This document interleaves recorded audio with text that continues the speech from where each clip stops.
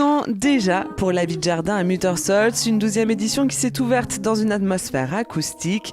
Juliette Mainviel a ouvert le bal, un voyage entre les Pyrénées et la Méditerranée, ses airs italiens, ses traditionnels occitans, ses collectes arabes, en passant par le chant béarnais, les rythmes brésiliens, du piano à la voix en passant par le tambourin ou encore la guimbarde, une artiste à l'image du festival La Vie de Jardin, le projet phare de l'association La Cuisine, un festival de 3 jours pour une quinzaine d'artistes sélectionnés avec le cœur.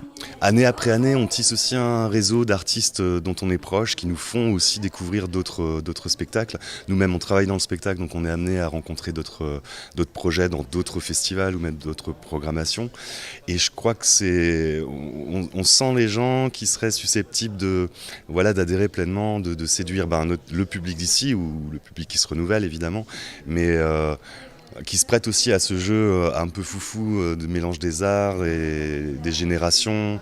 Et l'autre particularité, c'est qu'on travaille à l'année sur de l'accueil en résidence. Donc évidemment, on repère des projets, on les accompagne, des fois de l'émergence jusqu'à une première peut-être.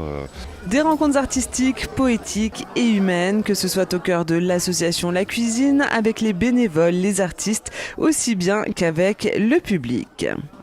On reste tout à fait accessible pour les gens qui n'ont pas forcément envie d'aller dans un très gros festival. C'est accessible financièrement, mais du coup on reste dans quelque chose de très familial et on vit tous ensemble pendant une dizaine de jours avec les artistes et les bénévoles.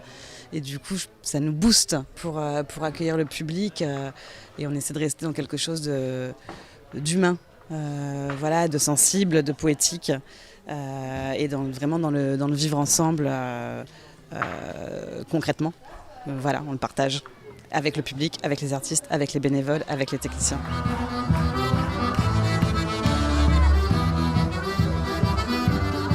Le bal folk du vendredi soir est devenu tradition, un moment qui fait toujours sensation en attirant des spectateurs au-delà même de l'Alsace. Chaque fois, ce bal donne lieu à de jolis moments. La Loi et le Tron aux accordéons, un duo franco-belge qui a entraîné avec lui tous les festivaliers présents, des experts aux néophytes. Arnaud Jamet, le président de La Cuisine, a d'ailleurs sa petite astuce pour suivre la danse.